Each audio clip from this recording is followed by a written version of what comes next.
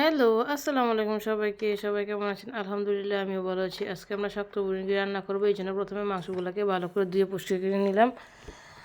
এরপরে আমি বসে দিলাম একটা পাতিলেতে পরিমাণ মতো তেল দিয়ে দিলাম পেঁয়াজটা একটু ভেজে আস্ত গরম মশলাগুলো দিয়ে একটু ভেজে নিব, তাহলে ফ্লেভারটা অনেক ভালো আসে। তারপরে দিয়ে দিলাম 1 চামচ পরিমাণ আদা বাটা, 1 চামচ পরিমাণ রসুন বাটা দিয়ে অল্প একটু পানি দিয়ে দিব।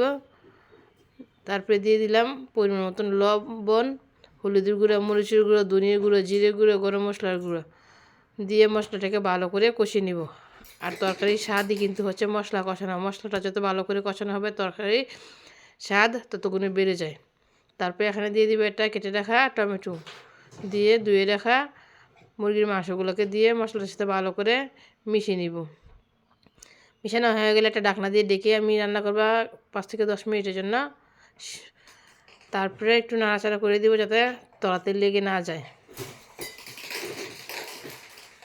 এ পর্যায়ে আমি আরও কিছুক্ষণ রান্না করব মাংসটা সিদ্ধ হওয়ার জন্য। মাংসটা যখন সিদ্ধ হয়ে আসবে তখন আমি গরম করে রাখা পানি দিয়ে দিব।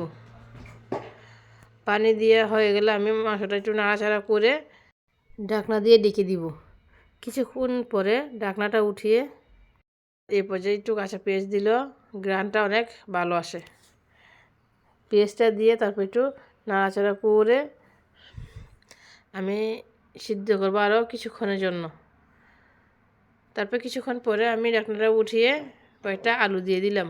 আর আলু আমাদের সবার খুব পছন্দ, এই জন্য আলুটা তরকারিতে দিলে সবাই পছন্দ করে। আর এই আলুটা কিন্তু সিদ্ধ হতে খুব বেশি সময় লাগে না।